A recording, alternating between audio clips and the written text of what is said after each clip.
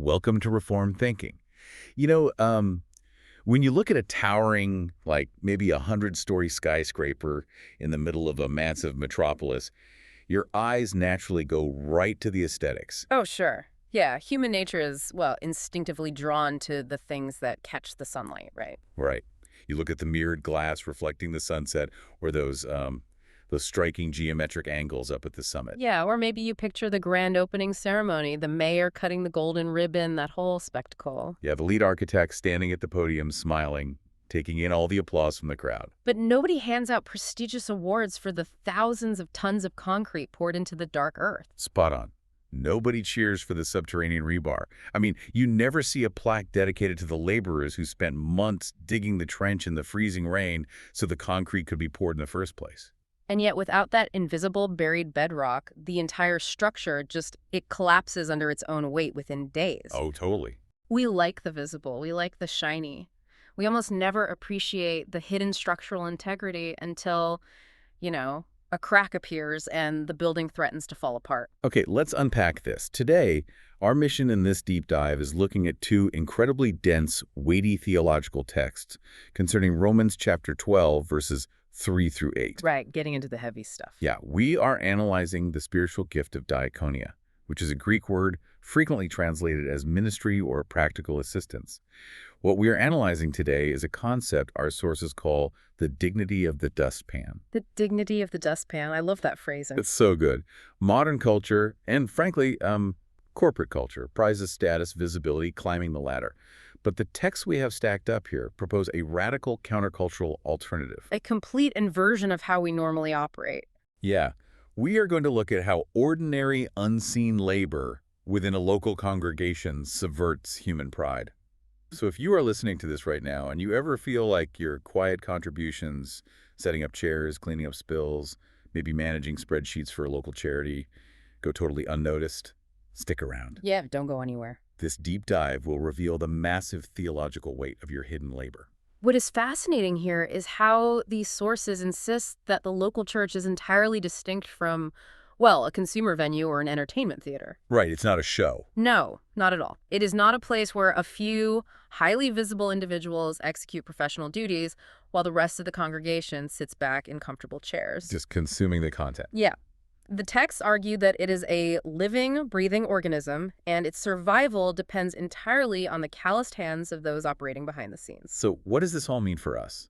To grasp the gravity of this practical ministry, our sources say we first have to establish the theological motive behind it. The why behind the action. Spot on. Why on earth should anyone voluntarily take on lowly, uncompensated, unseen labor? I mean, human nature actively resists that. We are wired to seek a return on investment. Oh, absolutely. If I put in the effort, I want the credit. It absolutely does resist it. The natural human inclination, ever since the earliest recorded history, is a relentless drive for self-exaltation. We want the throne, We want people to notice us. We want the recognition. We want the applause. To answer your question about why anyone would willingly choose the dustpan, the sources direct us to the literary structure of the book of Romans itself. Yes, the sources break the book of Romans down into two distinct halves. You have chapters 1 through 11, which they call the theological indicative. Baseline facts, yeah. Right. And then chapters 12 through 16, which form the practical imperative. If we connect this to the bigger picture, chapters 1 through 11 establish a devastating baseline. Total human depravity. Okay, let's pause there. We should define that term because it gets misunderstood constantly. Constantly. People hear total depravity and They think it means everyone is basically a serial killer. Right, that every human being is as evil as they could possibly be, but it doesn't mean that. It means that every faculty of the human condition, the mind, the will, the emotions, is tainted by rebellion against the Creator. It's a pervasive corruption. Yes. The Apostle Paul meticulously builds the case that no one is righteous, not a single person. The text mentions justification by faith alone, unconditional election, and sovereign grace. For someone who might be encountering these specific terms for the first time, can we break those down without getting bogged down in, academic jargon? Absolutely. Think of justification by faith alone as a courtroom declaration. Okay, a courtroom. I'm picturing it. It is not a process where God infuses goodness into a person over time until they become morally perfect. Right, it's not a progression. No. Instead, it is God, acting as the judge, declaring a guilty defendant not guilty, based entirely on the flawless record of Jesus Christ being credited to their account. Oh, wow. So the record is transferred. Yes. Then you have unconditional election, which means God chooses to rescue individuals based entirely on his own sovereign will. Not on their resume. Right. Not because he foresaw some inherent goodness or future potential in them. And sovereign grace is the overarching principle that God is the primary active agent in rescuing humanity. He does the heavy lifting. He does all of it. It is a massive theological block proving that humanity brings absolutely nothing to the table regarding their own rescue. And then we hit Romans 12, verse 1, which the text describes as the most significant hinge in the entire epistle. The turning point. Yeah, it starts with the word therefore. Paul calls believers to present their bodies as living sacrifices based exclusively on the mercies of God, detailed in those first 11 chapters. That, therefore, changes everything about how we view practical action. It introduces what Reformed theologians refer to as the third use of the law for the believer. The third use of the law. Let's make sure that concept is clear. Right. Historically, theologians outlined 3 uses of God's moral law. The first is simply to restrain societal evil. Like speed limits keeping us from crashing. Exactly. The second is to act as a mirror, showing us our sin and driving us to seek a savior. Showing us we can't keep the speed limit. Yeah. But the third use applies to someone who is already rescued. It acts as a guide for how to live a life of gratitude. We do not perform good works to earn our right standing with God. Okay, this is key. The text specifically contrasts this with a Roman Catholic view of clerical merit, where standing might be earned through participation in sacraments. Right. Nor do we perform actions to sustain or keep our rescue intact, which the texts link to Arminianism, a system suggesting you can lose your standing if you fail to perform. So it's not about keeping your status. No. Instead, grateful obedience is the inevitable fruit of a soul totally overwhelmed by unearned mercy. I have an analogy for this, and I want you to tell me if it holds up to the text. Let's hear it. I was reading these notes, and I pictured a massive trust fund. Imagine someone deposits $1 billion into your personal bank account. Okay, I like where this is going. That deposit represents Romans chapters 1 through 11. It is pure, unmerited grace. You did not work for it. You did not earn it. You do not even know the person who gave it to you. It's just there. It's just there. Yeah. But your behavior the next day, which represents Romans 12, changes entirely out of sheer gratitude. You do not act differently the next day to earn the $1 billion. The money is already sitting in your account. Right, the transaction is finished. You act differently because the gift was so staggering. That is a highly accurate way to frame it. The motivation shifts from fear or ambition to pure gratitude. But let me push back on that. Yeah. On behalf of the listener. Sure. If I am already given the $1 billion and my standing is totally secure, why not just sit on the couch? Why work at all? In a world where you have to self-promote just to survive economically, aren't we basically asking people to become doormats? How does this not just lead to exploitation or sheer laziness? That is the brilliant tension of the text, a heart that has actually comprehended the magnitude of that $1 billion deposit. I mean, the reality of being spared from divine justice cannot remain static. It changes you. It creates an internal psychological compulsion to assist others. The sources point out that this structure crushes 2 specific human tendencies. Which are? The pride of the visible leader and the despair of the hidden laborer. Every single ability a person possesses is a divine assignment. This brings up a great detail from the Greek text. The sources highlight a brilliant wordplay Paul uses in Romans 12.3. Yes, the Greek phrasing here is incredible. He warns against hyperphronein, which means arrogant overthinking, and calls for sophronein, which translates to sober-mindedness. Right, and the standard for this sober judgment is the measure of faith that God has assigned. This raises a crucial question. What's that? If even the faith we use to operate our practical gifts is divinely apportioned, what room is there for boasting? 0. The sources argue this annihilates the notion of autonomous human free will when it comes to boasting about our capabilities. Everything, down to your intellectual capacity and your physical energy, is an assignment from the Almighty. Which leads me to ask you about our default programming. If everything is an assignment, does that mean our natural inclination is always to steal the credit for our spiritual gifts? Are we hardwired to view our abilities as personal trophies? Precisely. The text notes that individuals are perpetually tempted to exaggerate their own standing, minimize their dependence on their creator, and use even religious privileges as fuel for self-exaltation. We take the credit for the $1 billion. Yes. We act as though a capability were self-created rather than a grace gift or a charisma. When we forget the therefore of Romans 12, we turn our capabilities into tools for self-promotion. That makes so much sense. We treat the local assembly like a corporate ladder. We do. But armed with this theological motive of grace, we have to ask how this actually played out in the real world. Paul is writing to Rome around AD 57 from the city of Corinth. Here's where it gets really interesting. Oh, absolutely. We have to understand what Rome was at that specific moment in history. Paint that picture for us. It was not just a prominent city, it was the epicenter of a vast pagan empire built fundamentally on human subjugation, patronage networks, and strict social stratification. Let's dig into that patronage system because it explains so much about their mindset. In ancient Rome, society functioned through patron-client relationships. A wealthy patron would offer financial backing, legal protection, or maybe business opportunities to a lower-class client. Okay. In return, the client owed the patron absolute loyalty, public praise, and political backing. Every morning, clients would gather at the patron's house for the salutatio. Morning greeting. Right, literally begging for favors and inflating the patron's public prestige. Honor and public visibility were the ultimate currency. If you did something for someone else, it was strictly a transaction to increase your own social leverage. The sources are incredibly clear about how this infected their view of labor. The Greek word diakonia referred strictly to the degrading labor of waiting tables. Yeah, it was not a compliment. Greek philosophers, like Plato, absolutely despised manual labor. They taught that true happiness belonged exclusively to those who had their desires met by subordinates. You hit the nail on the head. To the Greco-Roman mind, doing manual labor for someone else without receiving a massive social favor in return was not just unpleasant, it was shameful. It was a sign of weakness. It meant you were at the absolute bottom of the social pyramid. What is fascinating here is the stunning lexical choice made by the original authors.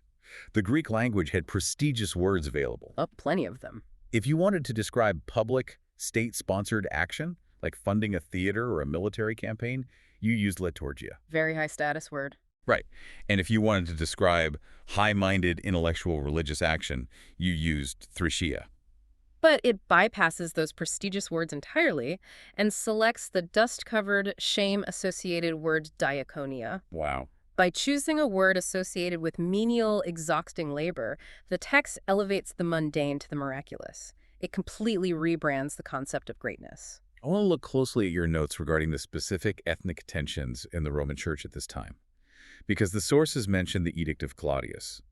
And I think understanding that historical timeline is vital. What actually happened there? It is a phenomenal piece of historical context. Yeah. Years prior to Paul writing this letter, around AD 49, Emperor Claudius expelled the entire Jewish population from Rome. The entire population? Yes. The Roman historian Suetonius records that this was due to constant riots instigated by Chrestus, which historians widely agree is a reference to disputes over Christ. So overnight, every Jewish Christian is deported. Exactly. During their exile, which lasted about 5 years, the Gentile Christians assumed complete leadership in the house churches across Rome.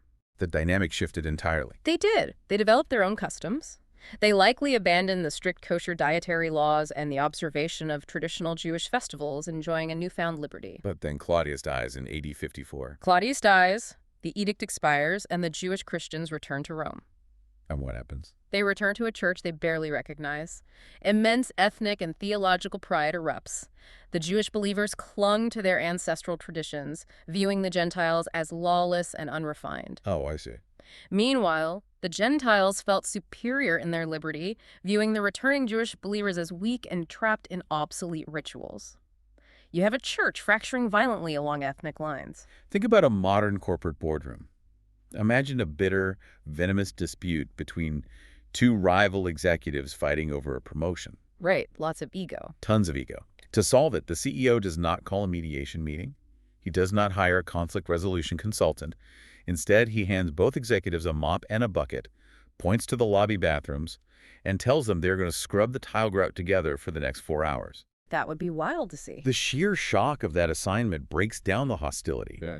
How does taking up the mop, engaging in diakonia, mechanically destroy this kind of cultural pride? It works mechanically because it removes the currency of status. Uh, When a Jewish believer and a Gentile believer are both sweating side by side, sweeping the courtyard, preparing a meal, or caring for a sick widow, they cannot maintain their posturing. you can't be arrogant while scrubbing a floor. No, you cannot claim ethnic or intellectual superiority over someone while you are mutually engaged in a task the outside culture views as degrading. Mutual practical assistance levels the playing field. I have to ask, how would a literal first-century Roman servant have reacted upon hearing this letter read aloud in a house church? That is a staggering visual. Imagine an individual whose entire week consists of degrading, uncompensated tasks for a pagan master sitting in the back of that house church. Probably exhausted. Completely exhausted, culturally invisible. Then the letter is read, and the apostle elevates diakonia alongside prophecy and teaching. Oh. This individual realizes their daily, exhausting tasks, when done for the brethren, are actually supernatural grace endowments. The text says the intended effect would have been immense comfort and a restoration of dignity. The dignity of the dustpan. It subverts the entire Roman hierarchy of value. Precisely. It flips the pyramid upside down. But practically speaking, how does a congregation actually organize itself to ensure this work gets done? Since the historical culture so intensely resisted this kind of labor, there has to be a structural mechanism. The primary analogy used in the text is the human body. It pairs organic unity with functional diversity. Breaking that down, what does it look like? The text points out that diversity of function is not a defect. It is a meticulous design. A hand should not resent being a hand simply because it is not an eye. An ear cannot complain that it does not possess the ability to walk. And the sources take a very specific theological stance here, arguing strictly for cessationism. Now, we are impartially reporting what the texts say, so we're not endorsing this view, just explaining it. Right, just laying out their argument. But they argue that miraculous sign gifts, like speaking in tongues and predictive prophecy, belong solely to the apostolic foundation and has ceased. Meanwhile, the ordinary equipping gifts, teaching, giving, assisting, continue fiercely active today. That is the argument presented in the material. It elevates the dignity of the ordinary everyday tasks. And the Greek grammar of Romans 12.7 supports this intense focus on the ordinary. It is an elliptical construction. An elliptical construction. Break that down for us. It means there's actually no main verb in the Greek phrase. In English, we supply verbs to make it readable, but the raw Greek translates roughly to if diakonia in the diakonia. If ministry, in the ministry. It sounds almost breathless, urgent. It does. The preposition in, meaning in, denotes the sphere of operation. The grammar demands singular focus. You must be entirely absorbed in your assigned sphere. So no wandering outside your lane. Exactly. The one gifted to assist must not constantly covet the teaching platform, and the teacher must not neglect the arduous work of studying in order to manage logistics. I picture an orchestra. Imagine a massive symphony playing a complex piece. The tuba player suddenly decides he wants the visibility and the melodic beauty of the first violin. Oh, boy. He abandons his instrument mid-symphony, walks up to the front of the stage, and tries to grab the bow from the lead violinist. What happens mechanically? Yeah. The disaster is immediate. The whole piece falls apart. Yeah.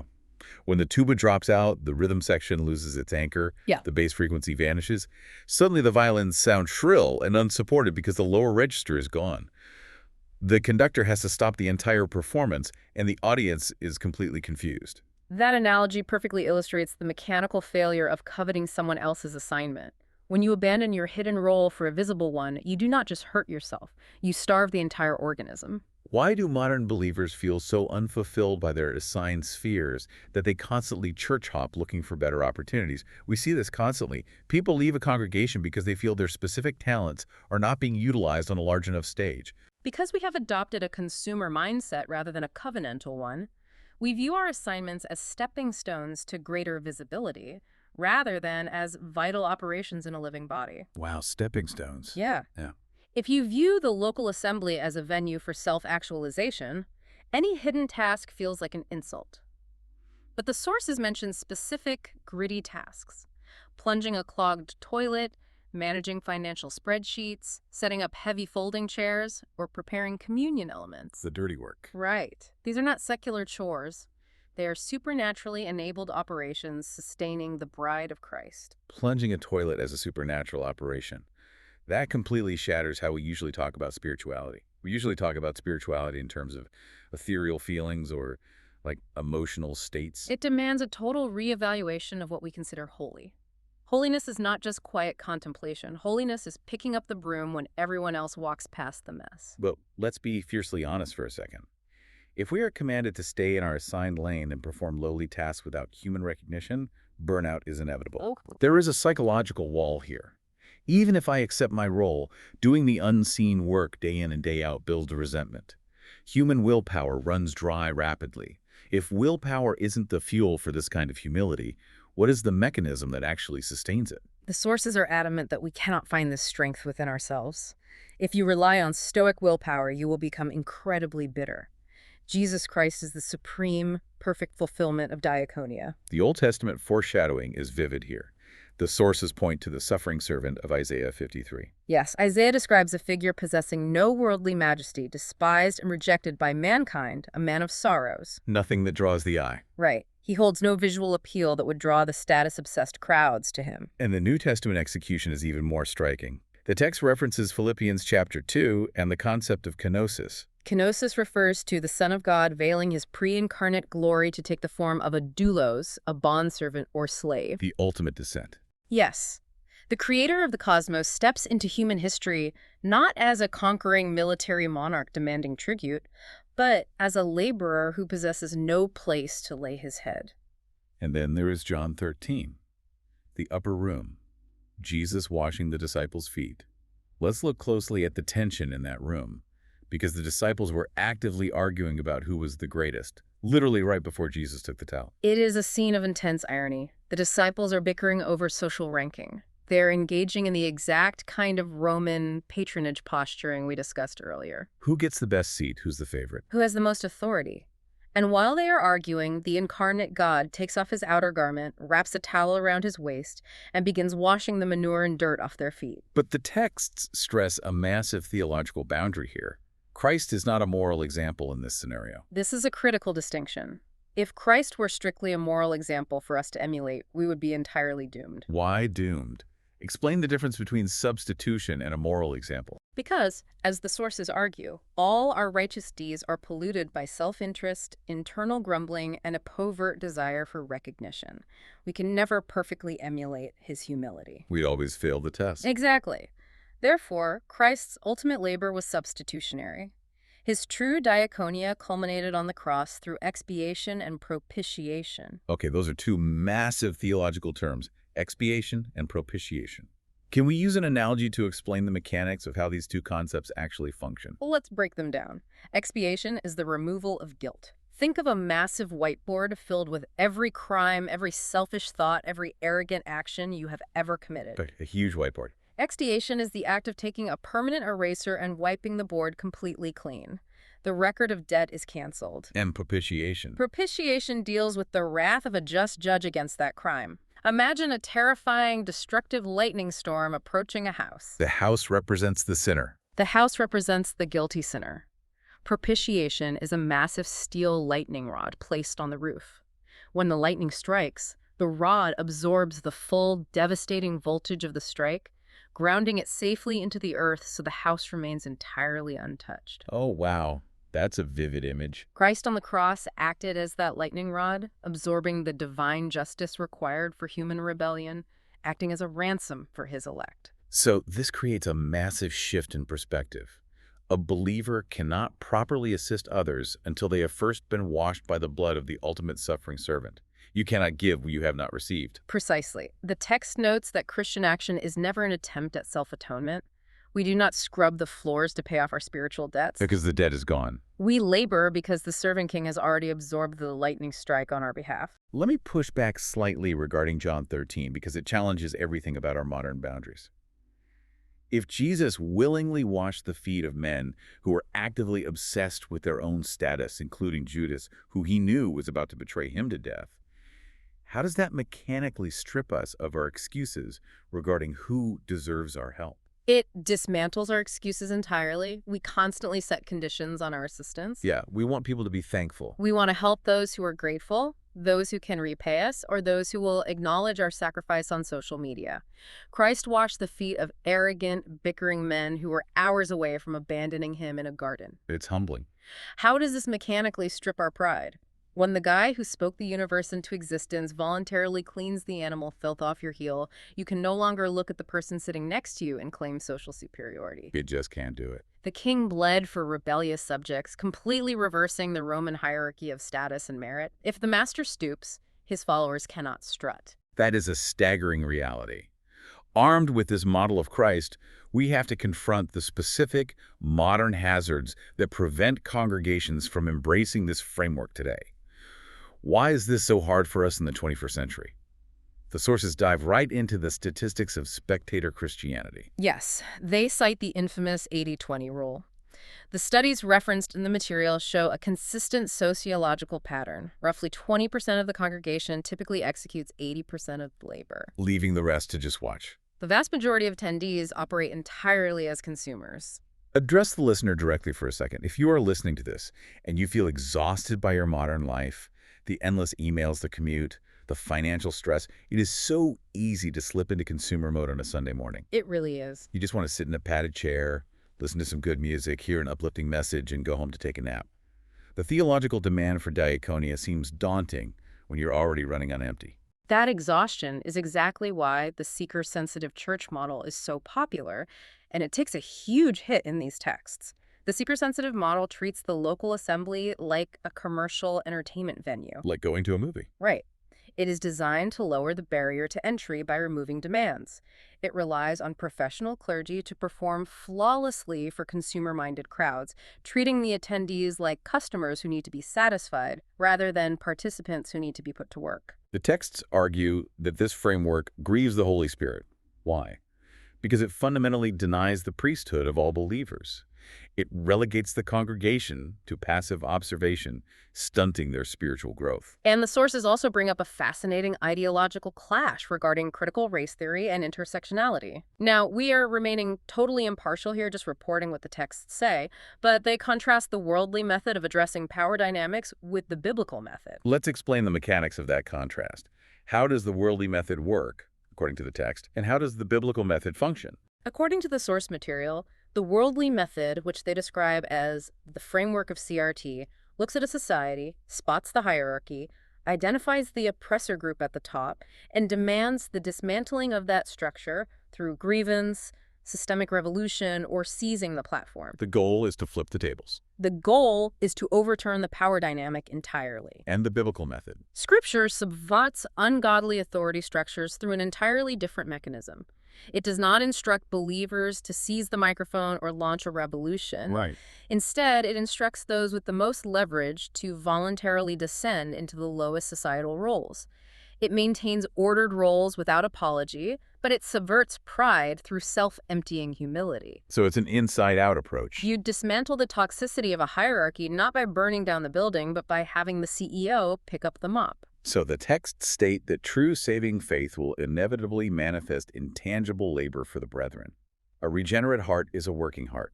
Therefore, a person sitting in the pew acting solely as a consumer must seriously examine their spiritual standing. The material is unflinching on this point.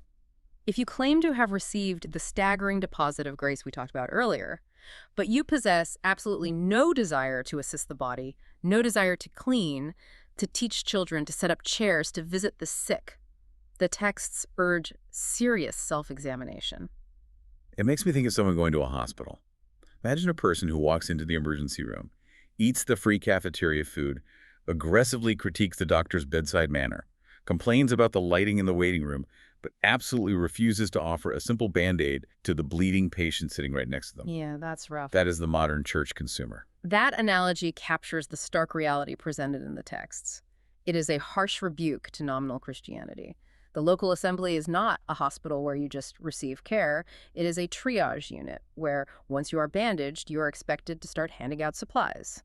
So how do we encourage the exhausted deacon or the unseen nursery worker who feels totally forgotten by their local body? We establish that the work is grueling, gratitude is rare, and willpower runs out. The sources offer a specific, future-oriented comfort to sustain the weary laborer. They present a dispensational, premillennial hope. Following the rapture of the church, believers stand at the bema seat of Christ. Let's define those terms for clarity. Dispensational and premillennial refer to a specific theological framework regarding the end times, suggesting a literal future kingdom on earth and distinct periods of how God administers his plan. But the key event here is the bema seat. The text is careful to specify that this is not a judgment for sin, right? Correct. The material states that the punishment for sins was entirely absorbed at Calvary. That was the lightning rod we discussed. Right, the debt is paid. The bema seat, functioning like the judge's platform at the ancient Olympic Games, is strictly a ceremony for evaluating works and granting rewards. And here is the beautiful inversion of justice. The scales of human value flip completely upside down. Explain that inversion. What does that actually look like? The texts argue that the greatest crowns, the highest honors in the coming kingdom, will not go to the famous megachurch personalities, the wealthy donors, or the visible leaders who received their applause on earth. Who do they go to? The greatest rewards will be handed to the anonymous intercessors, the floor sweepers, the nursery workers who rocked crying infants so parents could listen to a sermon, the people who plunged the toilets and visited the lonely shut-ins. The hidden faithfulness will not remain hidden forever. The sovereign Lord sees absolutely all of it. That is a relentless motivation the texts offer. You labor not for a temporary plaque of recognition or a mention in the weekly bulletin, but for the day you stand before the creator of the cosmos and hear, "Well done, good and faithful servant." Let's recap the progression we have traced today. We started with the sovereign mercies of God in Romans 1 through 11, that massive deposit of unearned grace. The billion-dollar account. Right. We moved into the hinge of therefore in chapter 12, where gratitude drives action. We looked at the sheer cultural shock of elevating the slave-associated word diakonia in a Roman society obsessed with status and patronage. Flipping the Roman pyramid. We traced the body analogy and the demand for singular focus in our assigned lanes, seeing how abandoning our post starves the organism. Then we looked at the ultimate model, the substitutionary basin and towel of Jesus Christ, before ending with a promise of future reward at the bema seat for hidden labor. It is a staggering theological trajectory that moves from vast cosmic redemption all the way down to the practical mechanics of wielding a broom and a dustpan. It really is. I want to leave you, the listener, with a challenging scenario to mull over, building on everything we discussed. What if the most spiritually weighty action you take this entire year, the action that echoes loudest in eternity, is a task so menial, so completely behind the scenes, that absolutely no one on earth will ever know you did it? Are you okay with that? That question cuts right to the core of our motives. Thanks for joining us for this deep dive on Reformed thinking.